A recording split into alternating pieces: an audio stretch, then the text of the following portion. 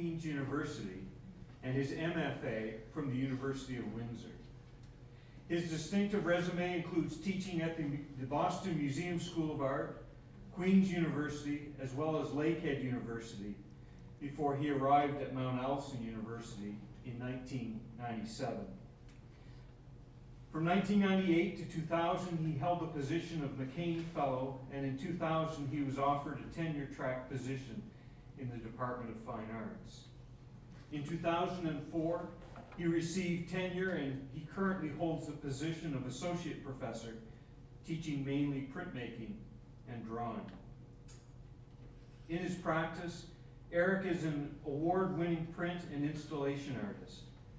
He has not only received creation grants from the New Brunswick Arts Board and a mid-career grant from the Canada Council, but in 2004, he won the 10th annual Great Canadian Printmaking Competition. He also has been a regional semi-finalist in the 2005 Soviet Art Award, won second prize in Open Studios National Printmaking Award, and just last year was a finalist again in Open Studios National Printmaking Award. He has successfully completed a residency at Open Studio in Toronto and has been a visiting artist and given talks at Sheraton College, the University of Lethbridge, NASCAD University, the Tides Institute and Museum of Art, to name a few.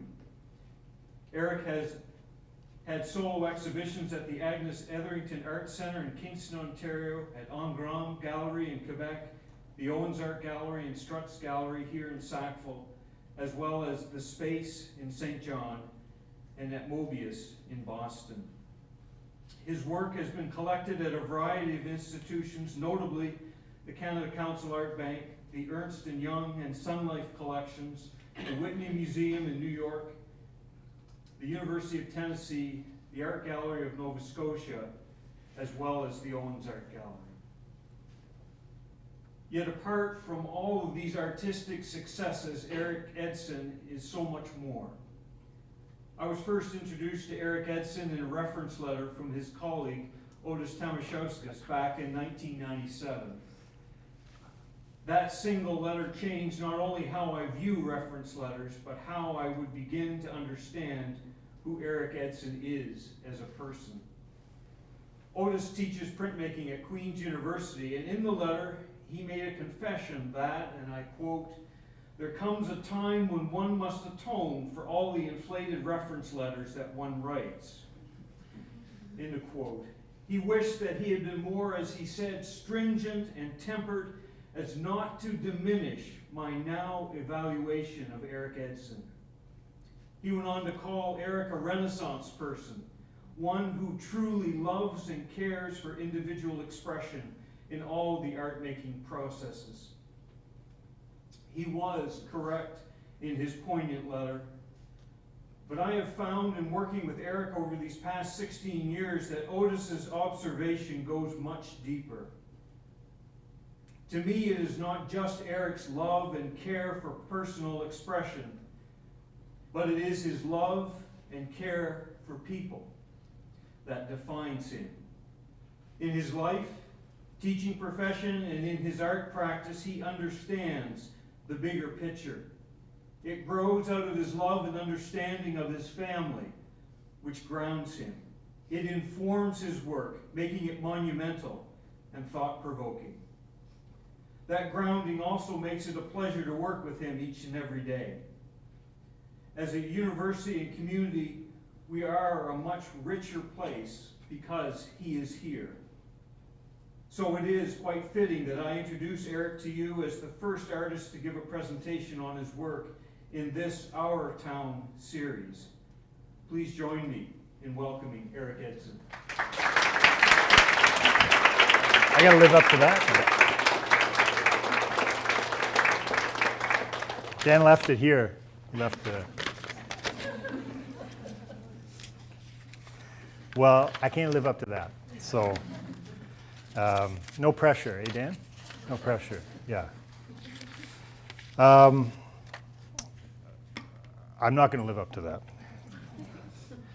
that. Before I start, though, I do want to thank, so what are we calling this? What's the series called? Our town, okay, that's good. And first, I want to remind all my colleagues and friends that I'm the first doing this. And you will all have to do this. I wanted to thank my family for putting up with me and allowing me to do the things I do. And I also do want to thank my colleagues and friends here. And normally with these talks, you have a certain amount of anonymity and you get to be the artist that comes to town, and that carries a certain kind of authority or something with it. But now it's all out there, right? Like I don't have any of that I can hide behind. So I just have to be honest, which is the problem maybe. The other, besides the Owens and my colleagues and my family, I also would like to thank the Mount Allison University. And a lot of the work you're going to see today actually owes something to either Culture Works or the Marjorie Young Bell or some of the other faculty funds that I've been able to access since I've worked here. So a lot of this work comes from being able to be at Mount A and have a chance to do my work. So. What I'm going to start with for the talk is a few words, not in any particular order. I was trying to think of a way that I could sort of lasso what it is I do and talk about my work. And everything I sort of wrote ended up being quite wordy. What I'm going to do is just give you, there are 7 words that I'll give you that I think recur in my work an awful lot. Not the words specifically, but the ideas that they embody. And I think of them or don't think of them, but they seem to recur in the work as I go along.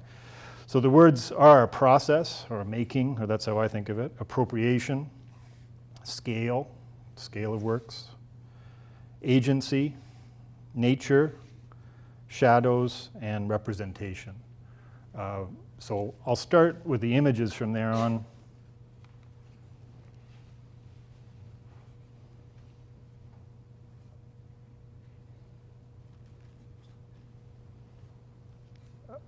And I'll think of those words and I'll be mentioning them in regards to the work as it comes along. Okay? This work, it was actually a work I was working on when I first arrived at Mount A, so I'm going in a relatively chronological fashion in showing these works, and I think you'll see an evolution in the work, hopefully. I've left out some works and I've added in works that I might not normally sort of focus on, especially some of the earlier work, but just for the sake of the Our Town session, I'm going to do that. This work is called Legend, and what you're looking at is a large, like an 18-foot sort of wall. This is an art site gallery in Windsor in 1997. And it was a work I worked on here when I first got here and then went to the show. So it had a couple of some practical challenges in terms of I had to be something I could mail to them without a lot of money. And what I did, this is a sort of Canadian Tire blue tarp, the sort of ubiquitous blue tarp that you see in Canada. And on it is a scaled up legend from, what are those maps called? Economic maps. So all these symbols that you're seeing on the map are, for big game, forestry, logging, power dams, tobacco, all these things that are grown or used, economic industries is the way to think of it. Also on the bottom, I don't know if you can see at the bottom, down here, some of that blue tarp has been cut into the shapes, mapped shapes. So blue where the lakes are, there's the edge of Lake Ontario, a cutout shape of Lake Erie, and then up into Lake Huron. And on it is a tripod, and this tripod has a boat model on it with some miniature components. One of them is a little miniature toy video camera that has pictures of animals inside it. So you could walk up and look, and you could actually flip through these little cheap cellophane images of like squirrels and foxes and things. So there was this kind of pairing between the two things.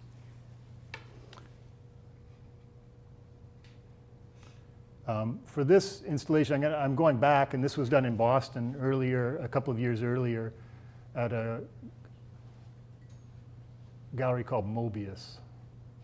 And this installation, sorry, everything looks a little distorted from my perspective, but this installation sort of embodied a lot of the ideas I was working with, maybe not so, in form it will change a little bit, but what it was when you walked into the gallery space, it was sort of a raw loft space that had been painted white, and it was pretty well worn. When you walk in, you see this studded wall, which is actually covered in dictionary pages, and there were white on white paintings on the wall of the gallery, and then there was this box, this enclosure at the back of it.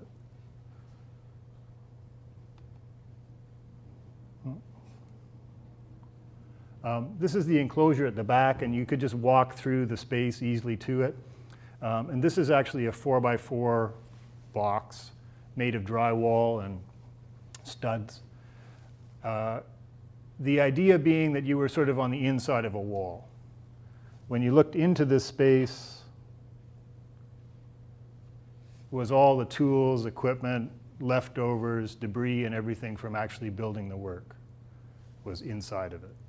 And the holes you're looking through would be where, if you were cutting drywall, you'd cut holes for the light switches, and there was another one where there would be a plug-in, right?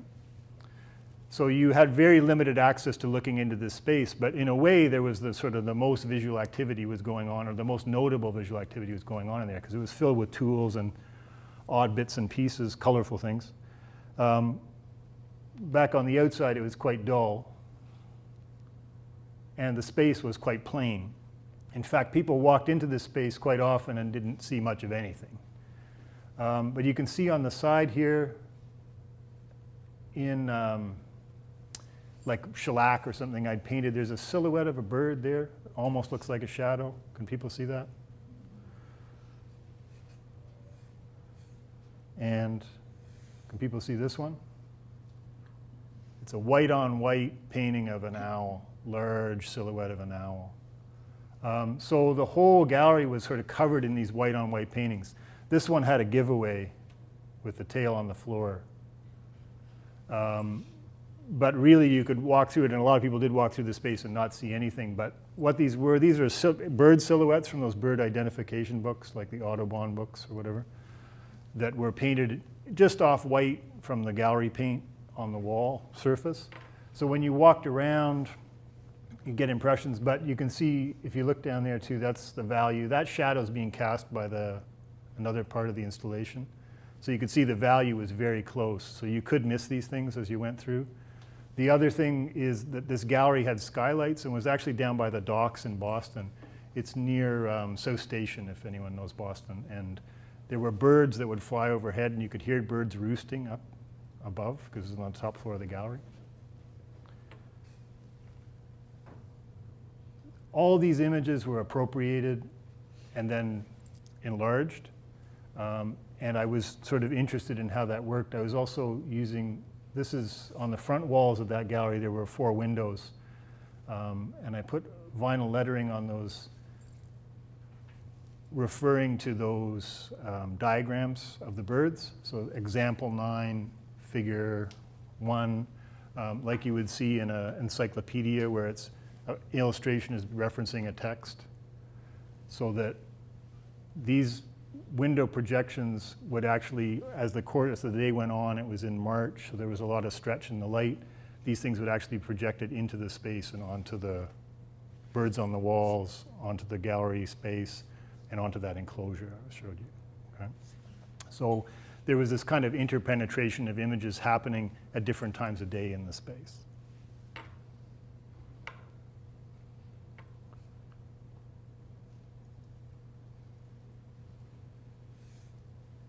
This is back from when I was doing Legend. These are some of the prints I was working on at the same time, and my work has often, or usually still does, sort of go back and forth from making prints and then working in installation context or working in space in some way. These prints deal a lot with appropriation and are really direct appropriations. This one's called Fan Training, and it was from a series called a series of pictorial illustrations. They were all illustrations taken from the back of an old Webster's dictionary, you know, those black and white illustrations that are in some dictionaries. So there were 9 of them, and I just picked, I shouldn't say at random, but I picked them intuitively and removed the text that was attached to them or joining them as diagrams, and then chose colors fairly arbitrarily in this kind of palette between the 9. And this image is much larger than it actually is, but I think they're about 18 by 18 each. 18 inches by 18 inches, I mean. And the series was trying to use direct appropriation. All the images were more or less either images of nature or, well, I shouldn't say that. They were appropriated images that referred to nature. This one's called fan training, and this is a way of training trees in an orchard so that they fan out and will give the most fruit. The other ones were all sort of manufactured or architectural objects that in a way refer to the body. This is another one from the series. So they were very simple diagrammatic images. What I was thinking about awful lot was appropriation and using that language, but also trying to manipulate it so, if this makes any sense, that the object would speak for, or the image would speak for itself. Diagrams are a different set of image, and I didn't want them to, I wanted them to convey what they meant as diagrams, but I also wanted them to sort of move beyond that into being some kind of a poetic image without me doing a lot of interpretation along the way.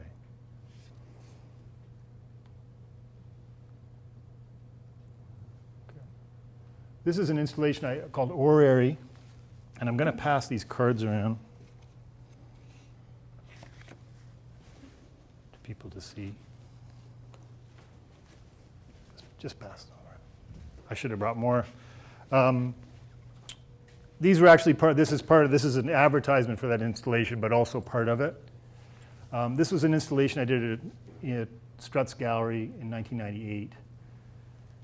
And it was a fairly elaborate installation, and I should thank all the people, I think you're the only one here, Andrea, who actually made these little houses that are in it. But the postcard is important in terms of it was the advertisement for the show, or the mailer for the show, but it also became an element in the show. When you walked into gallery, this is Strutt's Gallery in another state, or earlier than today, so it's missing that central wall that it has now. When you walked in, that's the pillar that you're seeing there is the pillar that's still there. When you walk ahead, this space here was another enclosure, and it was a floor-to-ceiling enclosure with little dots of light emanating from it when you walked into the darkened space. And behind it was a space that I changed quite a bit. The lighting was changed. What these are is 2x4s that are actually propped in from floor to ceiling in the space, just with gravity. These are little pot lights, or those clip-on lights. They were clipped onto the 2x4s. And on the floor were, I'll show these closer, but these little, I'll call them houses, but they had a couple of different kind of qualities to them. And then this, again, a tarp, like you saw on the legend piece, that was actually cut into the shapes of the rivers, the Chignecto Bay and Shepody Bay, from right here.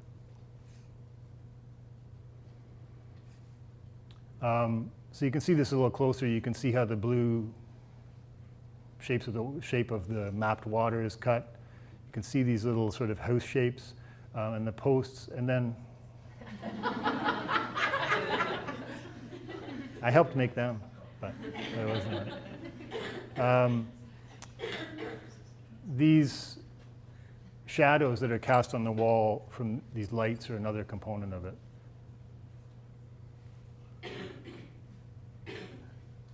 So this is what the houses looked like. I think there was something like, we made about 2,000 of them. So if you take 3 of those postcards that are being handed around and you fold them and cut them and tape them together, you end up with this, okay? And the postcard that's going around is it's a landscape postcard that I found. I think I found it in New England. It was sort of it felt kind of vintage. It's like a 60s or 70s kind of image, and it was the colors were quite burnt out. So I reproduced that, and on top of it, though, superimposed is a plan from a bungalow, like a floor plan from a bungalow.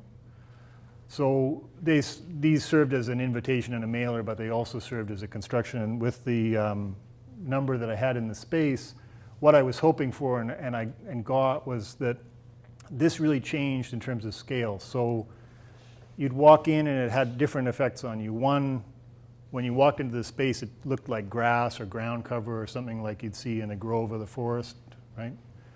And to some degree, the lights, I hoped, would have that quality where there's light passing through trees, if you had a vivid imagination.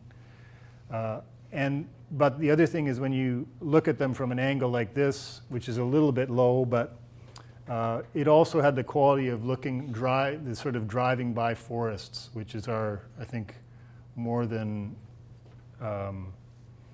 our common experience of forested land is often driving through landscapes. And I was interested in how this could kind of mimic that quality where you're looking at replanted forests or sort of scrubland. And then when you get up close, of course, you see the house shape. So I was trying to have all those things kind of combine at different proximities to the work by the viewer.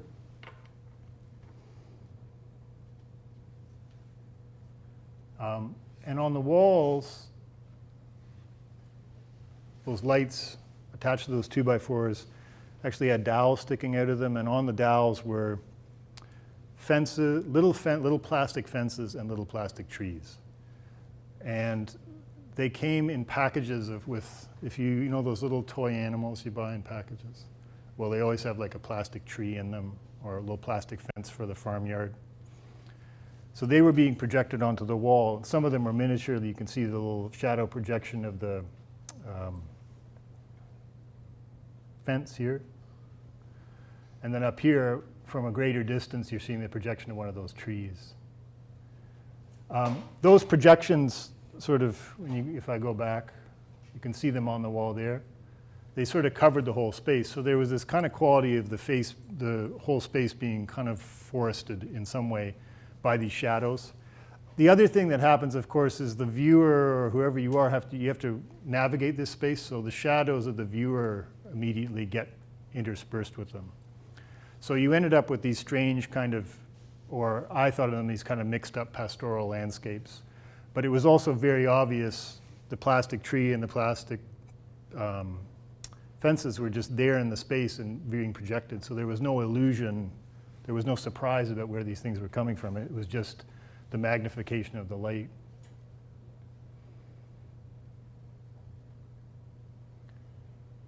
Inside that space with the little light emanating from it, I showed in the first slide, that little enclosure.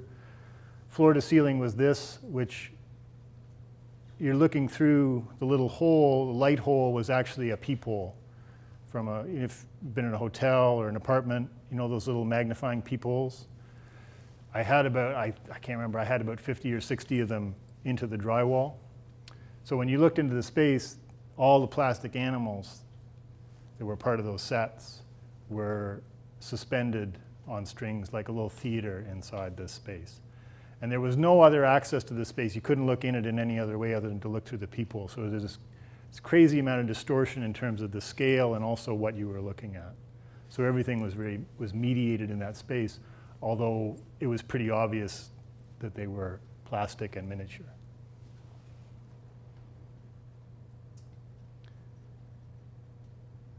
Around this time this is a graphic work, but this was actually part of a magazine, Arts Atlantic.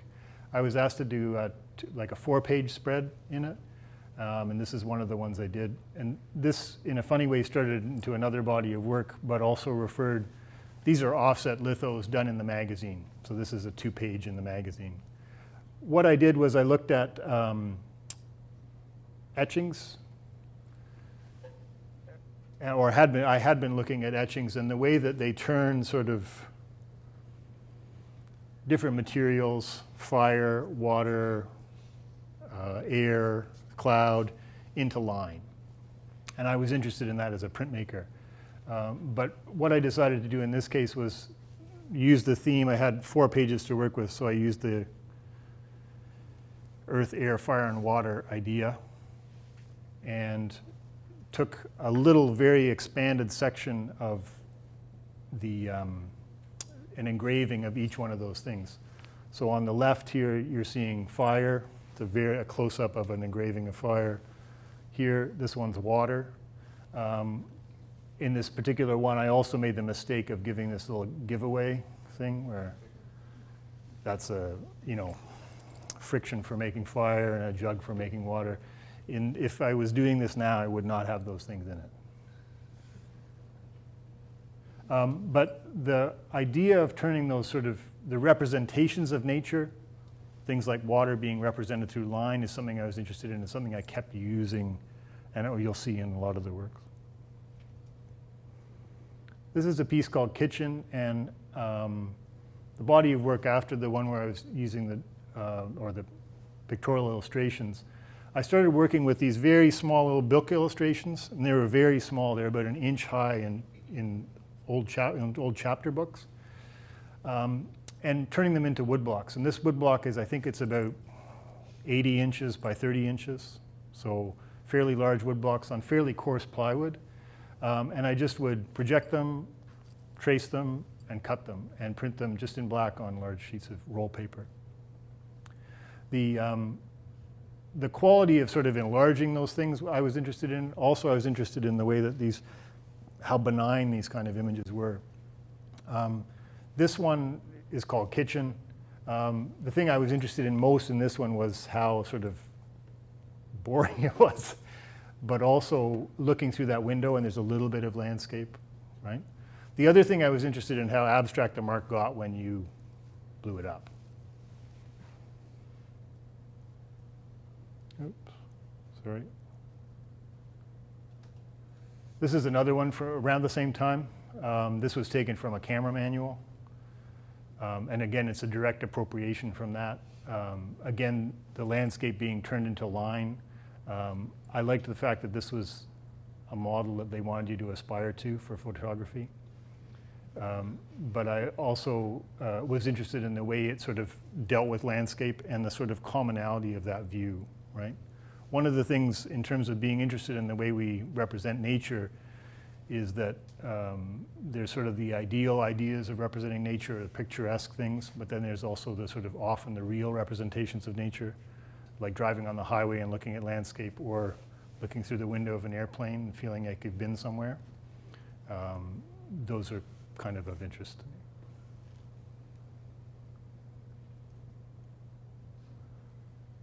This is an installation called Dwelling from 2000, and this was done in the space in St. John, which it no longer exists, and it existed for a very short period of time. It was a raw space on the top floor of a St. John building that you could kind of ask for a show and get one if you were willing to do everything yourself and put it up, and which I was. But it was really excellent as an experimental space because it was just this raw, open loft space, and there were. You didn't have to ask permission to do anything.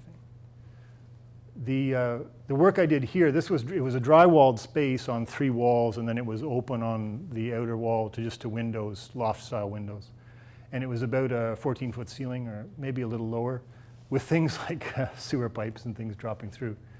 And what I did is I took that same idea of those engraved etchings and engravings that turn sort of landscape marks into line, and painted the whole wall with these cloud images. And they're only really cloud images in terms of the way we have assigned meaning to those marks. Because in some way the marks are abstract enough they might as well be Morse code. But at the same time, I think everyone would walk into the space and sort of see these cloud images. What I also did in the space was I built one false drywalled wall. So when you walked into the gallery, initially the viewer would see 4 walls all painted similar to this. And the walls, that seemed to be the work. One of the walls, though, was perforated with those same peepholes, about 50 or 60 of those style peepholes. And if you were in the space for a little bit of time, you recognized that, and there was always a little bit of light that peeks through them. And when you looked into those eyelets, oh sorry, this is another view of the space, and I'll talk a little bit about the pillar after. But when you looked into the eyelets, this is what you saw. So I'd used those same plastic animals again, and the peepholes again, but what it was they were sort of suspended in the space. So it was quite obvious that it was a plastic animal, and it was quite evident that there wasn't an elk in the other room. But there was kind of this moment when you had it took you back a little bit. And of course, when you look through the space, you're just seeing the warehouse space that exists on the other side of that wall. So there was no real illusion going on. But I did like the sort of presence of the animal. And so in each different peephole, there were about 50 of them, there was a different animal, right? So you'd look through and there was a donkey, you'd look through and there was a giraffe, you'd look through, this is one view. The other thing in this space is this plinth I used, it was kind of a representation of the idea of the gallery. There was also a little broken teacup on it. Really, that was sort of talking about other representations of nature, sort of stylized representations. And the plinth itself is kind of referring to this idea the gallery is something, well, I'm not going to go too far into that.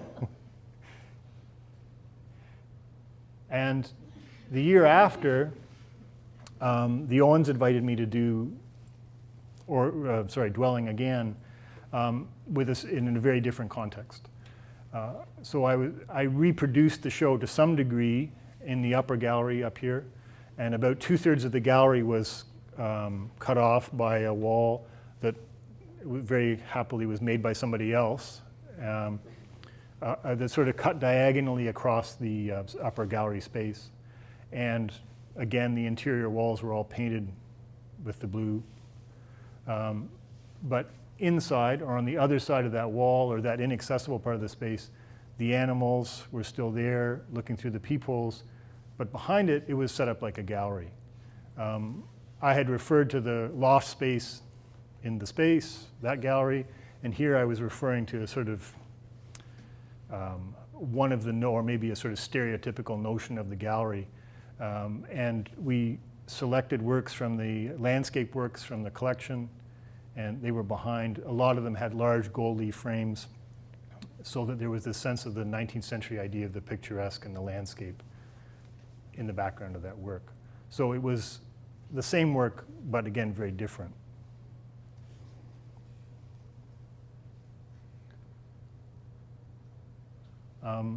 I continued working on large woodblock cuts, and this is 2003, 2004, I started working on a series that I called became called Amenities.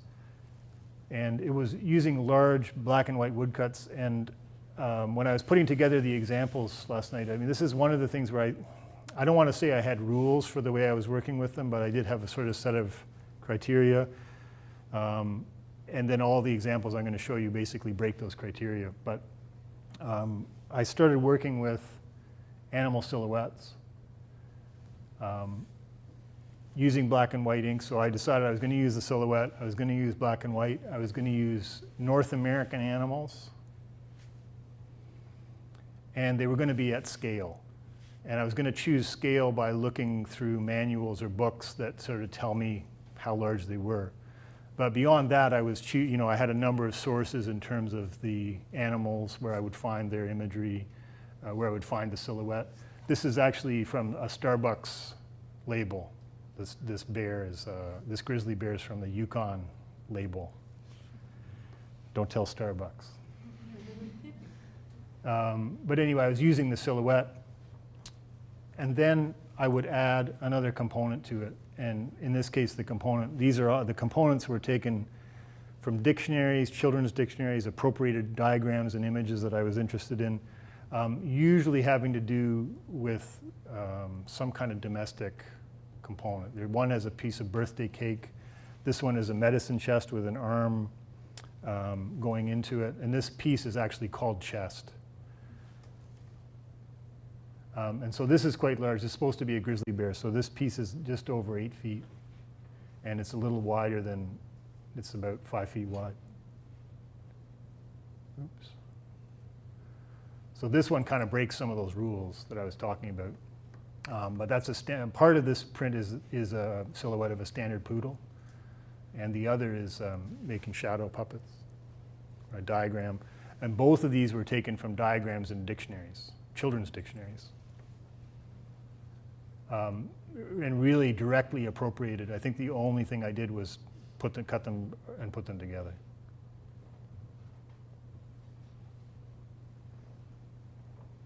This is another one. This is called Harbinger, and this is the,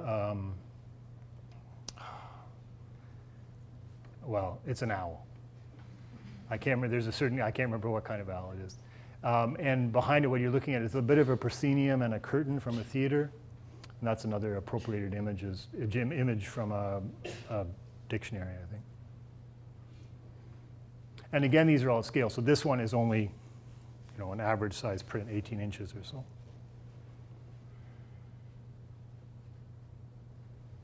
This one, again, breaks the rules. This is birdhouse. There used to be more birdhouses in the marsh. I don't know if there's still one up there. And so there's that, but it has smokestacks coming out of it. So that was the altercation there. The thing about this one too is it's nice in the gallery space because you can add the height. I printed a very long section of pieces so you can put it quite high up if you want to. And actually I should say about all these pieces too, none of these larger pieces were actually framed. They're all just hung with magnets, so they're unrolled on the wall. And that was partially practicality, but also partially, it was, a lot of it was practicality. But realistically, I think they work better, and I think people felt a little more close to the print when you aren't looking at it through glass. These would be quite monolithic if they were covered under glass. And so beside the expense and those sort of things, it also made them a lot more tactile in spaces. And it also made when a space, I should have showed an installation shot, but when they're all installed together in a room, there's a real presence and quality that wouldn't be there, I think, if they were all framed prints. Okay, so this is another switch. This is an installation I did at the Art Gallery of Hamilton. The Art Gallery of Hamilton, I don't know if people are familiar with it, anyone's familiar with it. It closed down and renovated, a major renovation in the middle of 2004, 2005, 2006. It was several years it was closed. And what they did is they had a number of off-site exhibitions at the time, and I got invited to be in one. What they did is, I don't know if you've been to Hamilton, but not too far across from the Art Gallery of Hamilton where it's situated, there's one of those sort of endless underground malls that connects high-rises and hotels, and at one end of it was this abandoned, I think it used to be a bank building, but it was this really nice modernist building that kind of emerged out of the mall. And it was abandoned, and what they turned it into a temporary gallery for this show. And there were like 50 or 60 artists in the show, and some of them were showing pieces, some of them were specific pieces that they wanted to bring in, some were asked to install specific pieces, and others like myself would just say, well, what would you like to do? And we looked through the space and we were allowed to pick spaces. So I think I picked this space, but in the end I'm glad I did. This was a very odd space, and if you look to the side here, where's my cursor? If you look to this side, there's this stairway, and to this whole side of the installation, there's a normal stairway and an up and down escalator. So there's this big space. So on this side, this is a handrail walking up the stairs, and on this side you can sort of hop the handrail and be on this large platform. And this platform was carved into it wasn't there originally in the space and was carved in because of something needed for the mall underneath. So there was this sort of stage-like platform. People in my open media class will be familiar with my computer literacy. But so on this side of the space, there's this 12-foot drop, right down to the bottom of the staircase. And on this side is this glassed-in railing that goes all the way around the staircase. So I kind of wanted to use it as this kind of unspecified urban space, and it kind of was one of these forgotten spaces that in architecture, and then try and make it into something. But it also had this nice rail and everything, so there was this kind of museological quality to it. So what I did was I went to the Salvation Army, surprisingly enough, and picked up lots of old fabric, and I created this landscape. And what you're seeing here are these like miniature trees and stuff. One of the benefits of this space, though, is, of course, people could get really close to it in one sense, but also be really far back from it in most of the gallery. And so this space was sort of very obviously fake, but fabricated enough that I think people understood it as a landscape. And I was thinking of that kind of, well, the idea of play, like child play, where a blanket can become a landscape or that sort of thing. And in the middle here was a sleeping bag. And inside that, and there was sound coming out of that sleeping bag. And this is one of the first pieces where I also started using sound in any really conscious way. And I started using sound because it was in this weird space. It was very loud and noisy some of the time and very quiet other parts of the time. But also when I started working on it, I was looking and, can people see where the arrow is? 12 feet down was this next floor. There were holes cut in the floor that went down to the parking garage below. So I actually decided, I lowered a microphone down into that parking garage below, and the sound was amplified and came out of that sleeping bag in the middle of the installation. So that was kind of the burrow, and this installation is called Burrow. So what you would hear was these snippets of conversation, people slamming car doors, people arguing in front of the elevators, or whatever, right? So it's very random, and people didn't know they were being listened to, but that, I didn't go through the ethics board on that, but. So you had this, but these sort of random urban sounds would come emanating out of that piece. And so that worked nicely for me. Then around the outside was this it was a glassed-in surface all the way around. So I was also looking for something to connect it in another way to Hamilton. I went to the Hamilton Town Hall, and on the wall they don't have, it's not really a motto, but they have this Latin text. So I took that Latin text, it's in gold leaf on marble in the town hall. I just took the words in the same font and put them in vinyl lettering around this glass railing I had around the piece. And so this is one side, Divinia, Natura, Debit, Urbis.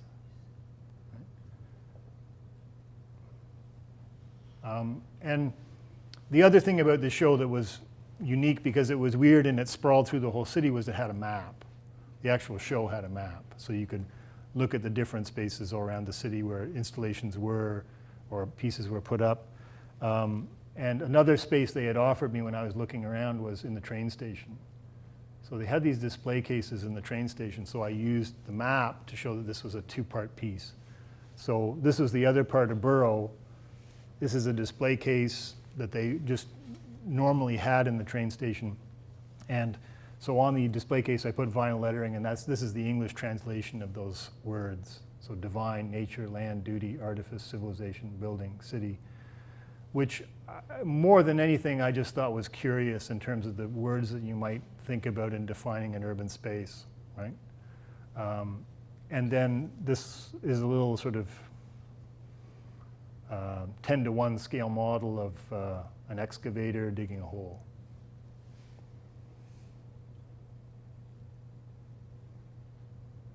This is another piece from around the same time. This is at the Agnes Etherington in Kingston. This piece was called Fable. And again, you're seeing a lot of recurring themes, perhaps. Here's an enclosure. It's a floor-to-ceiling, which I didn't have to make, a floor-to-ceiling enclosure, and I think this was about 10 foot square.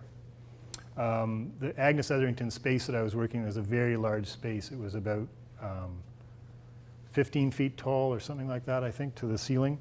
So it was really this really beautiful formalist cube. When they had built it and I walked into the gallery, I was sort of hesitant to cut into it, but that's what I did. So with the help of some people, these holes, what you're looking at. Oh, jeez. Sorry, folks.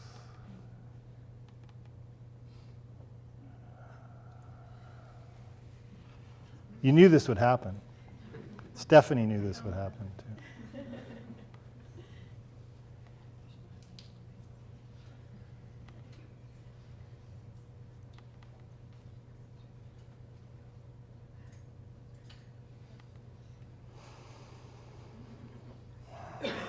There we are.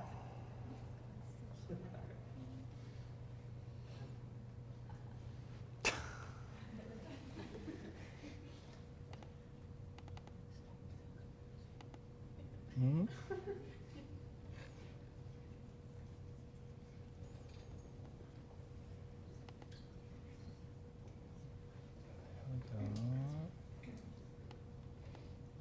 There. Sorry, folks. Okay. So when I looked at this, when you walk into the space, what you're seeing is this, you're looking at a corner of a large space, and there were 9 planets in the solar system when this was made. So to scale, miniaturized scale, but to scale, we cut holes in this enclosure of the planets just by projecting that circle into the space. And we cut them out, and then we leaned the pieces up against the wall, and I wrote like Neptune or Saturn or whatever it was on them. So they were sitting in that space. And inside, I'm afraid to touch the computer now. Inside this space was a projection, and also there was sound coming out of it. I didn't bring a clip of the sound, but what it was is this, it was a wind-up toy elephant, which I don't think you would have known necessarily, but there was a silhouette of it being projected in the space inside the enclosure, and also a wind-up sound, you know, like a wind-up toy unwinding. That was just there on a loop. Not too loud enough to be noticeable, hopefully loud not to be annoying. So this projection would move through the space, and you can see that's like the trunk of the elephant. And you could see it sort of winding but not really moving, and sort of just orbiting through the space. The other thing is this, just so you know, those paintings, that's the gallery behind. That painting is not part of this installation. This slide is hard to understand, but there's the projector, because I wanted that to rotate through the space, there's actually a data projector projecting onto these mirrors, and the mirrors are reflecting that elephant throughout the space. So it's uniform, it's kind of rhythmic, but it jumps around a little bit when you're seeing the silhouette, and the silhouette changes slightly. And this is the other half of that installation, or part, well, not quite the other part of it, but you can see there's a mirror there in this dark form.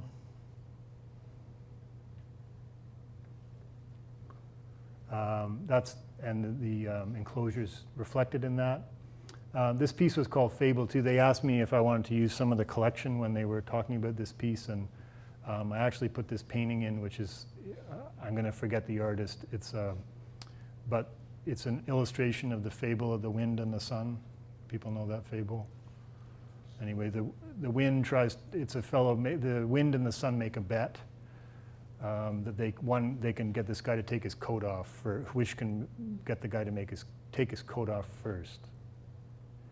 And the wind blows like crazy, and the guy just pulls his coat tighter and tighter around him, and the sun beats down gently on him, and he removes his coat, right? So, you know, kindness is better than force.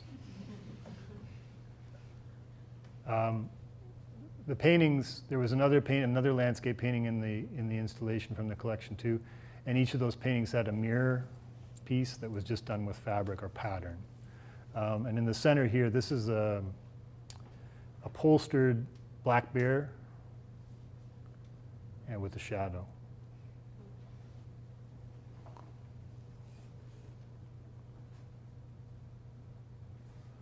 This is a piece from a year or so later. I did a couple of pieces for this. This show was out west in a show called the David, Michael, and Erik Show. So it was 4 white 30-year-olds in a show. And I'm just going to exit this for a sec.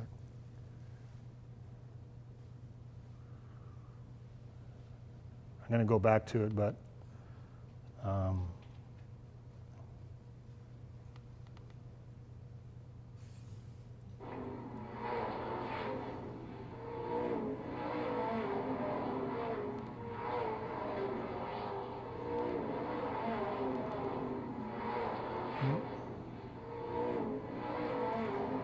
that's the sound.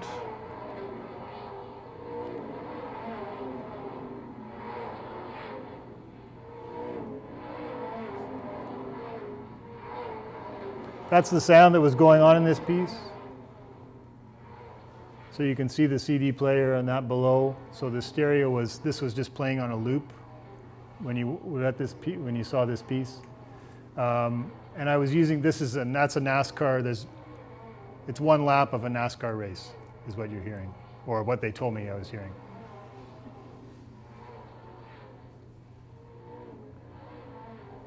When you come up to this piece, that center is like a cone. When you look in the top of it, you look down on, you just see the bare floor. So there's a kind of shift in perspective as well as a shift in scale with using the miniature trees. In the same show was this piece called Harbinger. And it used sound as well in a different approach. You can see what's there. This is just a twig attached to the wall. This is a flocked bird, kind of thing you'd see to keep pigeons away, in a bucket, and inside that bucket is a pump. So you're just trickling water is in that pump. And that trickling water is actually amplified with a mixer and then comes out the PA.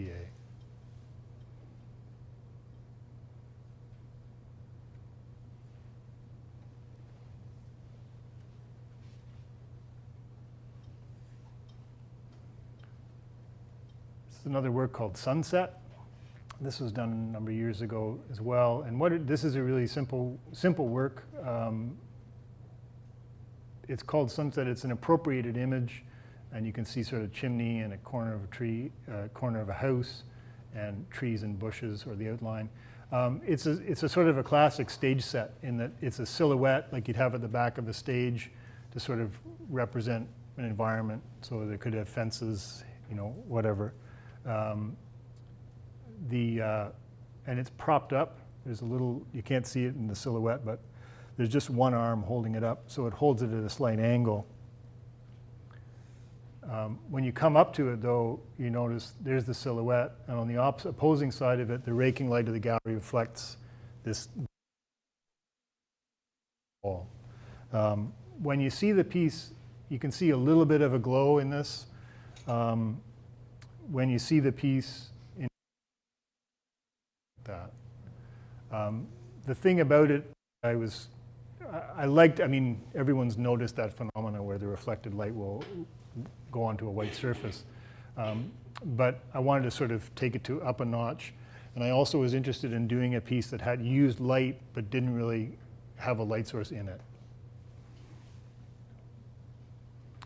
Again, too, this is an appropriated silhouette, and I wanted to really sort of simplify the information that was there. This is another work with a silhouette from about the same time. This is called Panda. It's a toy. It's actually a toy shape, cut out toy, like a little puzzle toy of a panda, but it's enlarged to the size of a backboard, and that's a, legitimate official basketball hoop. So this piece takes some explaining. This is called Live on This Planet, and if you bear with me.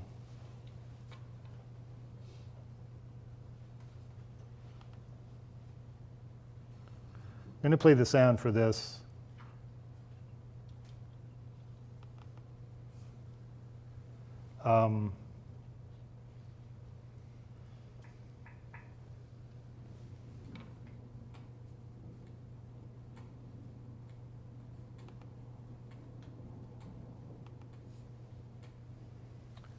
What you're hearing is an old sound recording from a vinyl record. So you're hearing the click of the record, and you're also going to hear this thunderstorm. It was in the record was the sort of beginning of the piece. I found it at like a secondhand store, and it was in the days of early stereo sound, and that people were really excited about being able to record things live, or this is what my assumption. What the recording is like an in actual time thunderstorm, right? So the rain starts to fall, there's thunder, and then it clears up and you hear birds singing. Like 20 minutes of life, right? Real life. So I was interested in that, and I really wanted to do something in the music hall space as a space. So I had that recording, and I thought of this piece. The piece started when you were outside, downstairs. I had groups of 5 people go up into the space at a time. I didn't allow too many people in the space.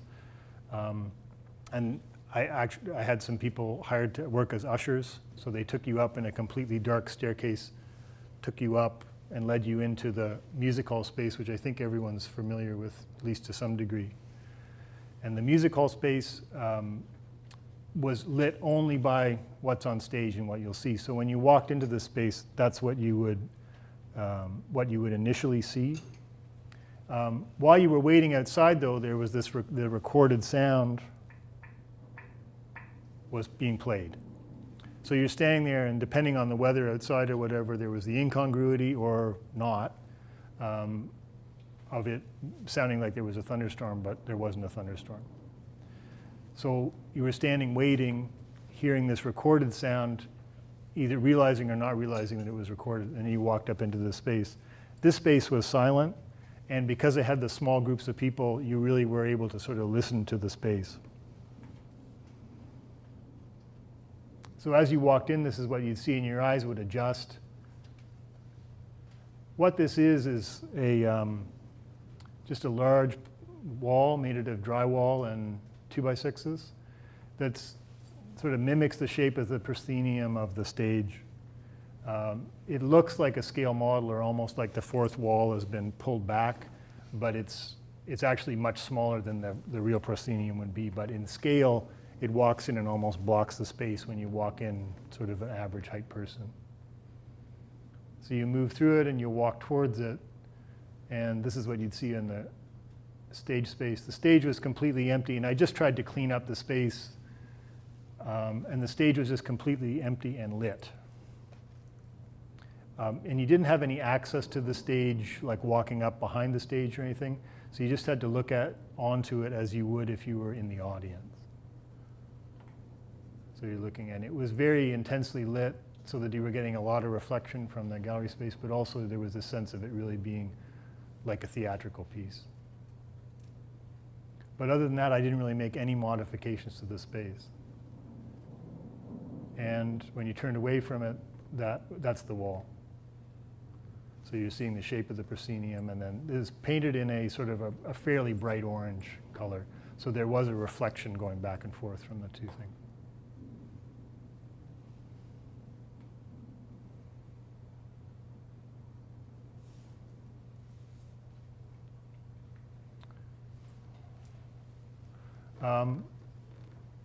This is an installation I did, not really an installation, but sort of an experiment I did at Struts for one of the summer shows.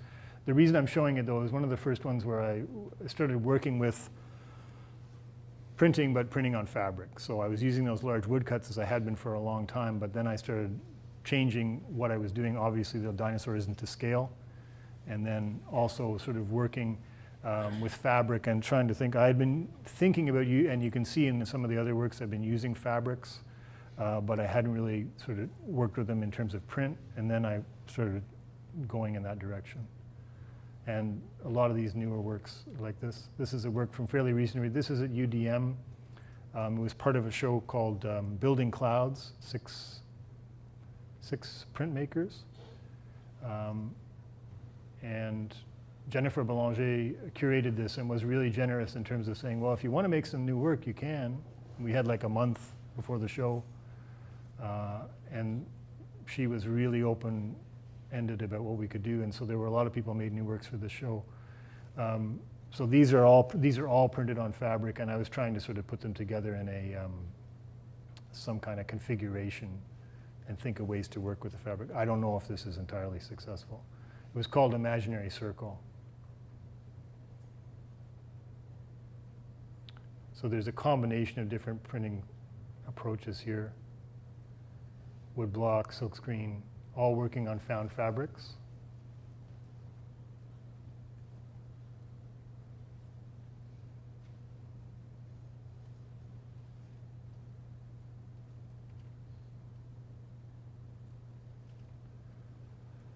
These are some more recent fabric works too. This is an untitled work. This was in the faculty show this year, but having printed on fabric, I can't say that I'm interested in what it can do, and I'm still quite interested in how I can work with fabric in terms of printing. I like the way I can appropriate, I mean, in a way when you're working with fabric, I work with the appropriated material as well as what I'm appropriating or using as an image. But one of the things I decided last year was also I had to figure out how to work with the fabric in a conscious way, and so part of this is about learning to sew, right? So this is sewing exercise number 1 as well as a piece. But I do want to be able to use the fabric appropriately, so that is part of it. And also here I'm interested in how I can just work with the fabric, or the printed fabric, if you will, without actually using my hand to print something on it. It seems a little too obvious for me as a printmaker to be just printing on it. I need to be a little more familiar with what I'm working with. This is another one that does the same thing, so it's just cutouts. This one's called Disney, and that's the only, it's actually a Disney fabric. It's like from a bed sheet. I am curious about how these work though, in terms of how you work with, the different materials have so much kind of meaning attached to them. How you work with something like a kid's bed sheet or whatever seems to have, well, a lot of baggage or a lot embedded in it that I have to sort of figure out how to work with. So these are new works.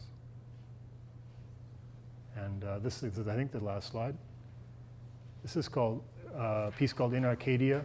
It's an etching with a large etching, not this large, with color transfer or gum transfer onto the piece. So what I was looking for to some degree in this piece is, again, highway landscape in a way, but also a way to work with color, work with the repeated appropriated imagery of the tree.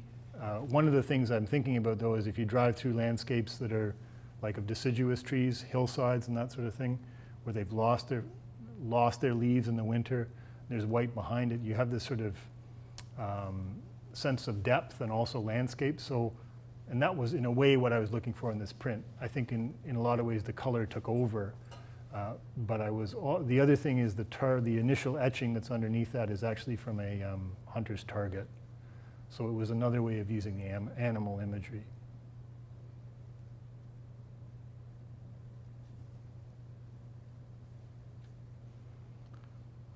All right. I think I'm done.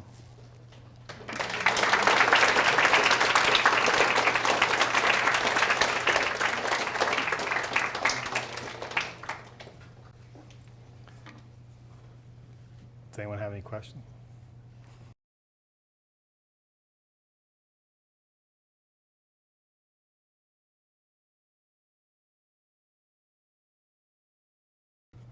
I'm interested in our engagement or lack of engagement with the natural world, right? But a lot of that stems from my interest, or the way I see using it is the way that we represent the natural world. I think a lot of times, or my feelings on it would be that in many cases, even when we're seeing the so-called natural world, we're seeing a kind of our learned representation of it, right? Or we're so well trained in terms of schooled, right, that we don't, I guess the idea how the natural experience is interpreted by all our sort of knowledge, right? Or how much of the information we're getting is mediated before we're actually experiencing anything. So at some point, there's a dark side to certainly some of the things I'm presenting in that way, but I'm also just more interested in the way those things are transferred, the way we think of landscape or nature, and the way that it probably really is. Some of that is just sort of the human conundrum, right? We're always thinking about our experience or sort of predetermining it, maybe.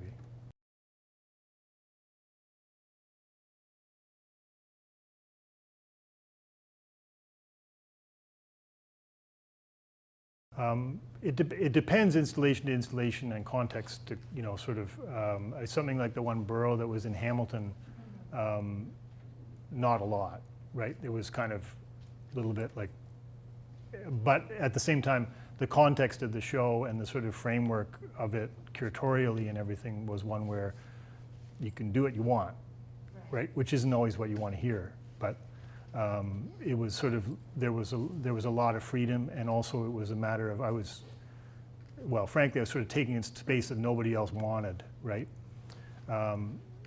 So that, in that case, I was pretty much doing it as it arrived. Like the idea of using the microphone was more a sort of response to the space. In other cases, I planned fairly thoroughly. But I think anytime you're working with I mean, it also depends on if you're working with preparators or not, and those sorts of things, how explicit you have to be in terms of being helpful or with or working with them. So something like Fable, the one that was done, I had to have carpenters making the space, and then all that was pretty much planned out.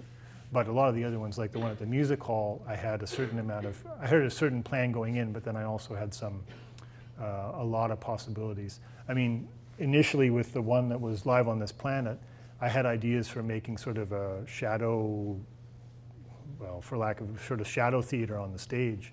But when I actually got in and started working with the space, I just dispensed with that. Just because this worked better, right? So in that case, I had a lot of chance to experiment.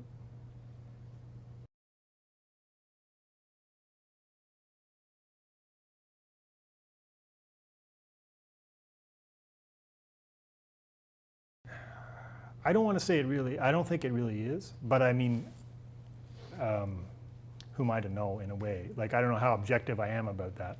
I'm certainly influenced by a lot of the things that are, you know, stereotypically maybe Canadian, right? I would say, certainly in terms of thinking about a lot of the work, I do think consciously about being someone who lives in a North American context, right? And I also sort of someone who is,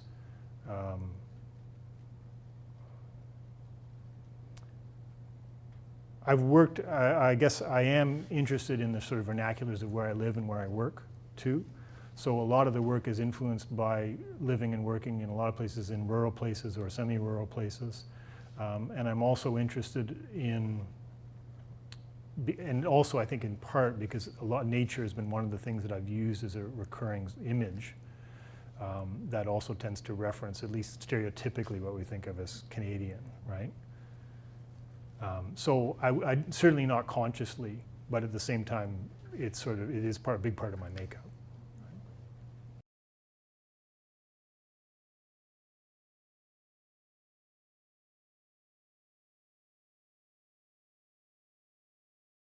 I mean, part of it was that I was trained started off as printmaking was the first thing that kind of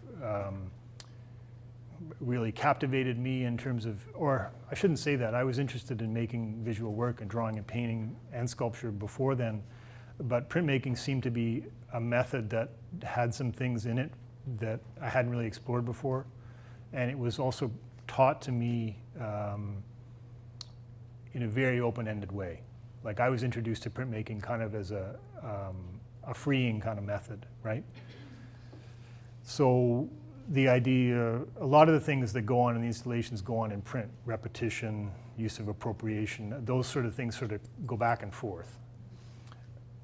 And so I think the installation really grew out of a confidence that I developed in printmaking, and an ability to sort of be more fluid with the work, and also things like a lot of the imagery I work with, or as this has been said about my work, but I agree with it too, is I work in installation, I don't really work sculpturally, right? Most of the work is kind of two-dimensional things put into space, right? And so I think I'm always kind of working from that I'm not settling on that. I'm not saying I wouldn't, but I think often I'm sort of working with a two-dimensional image and then bringing it into an environment. One of the things I'm very interested about an installation in the environment, of course, is how the viewer interacts with it, right? The possibilities that you have in terms of creating a space and having people move within it and give people that kind of agency and potential to sort of construct the work is something you can't do in two-dimensional work, as far as I'm concerned.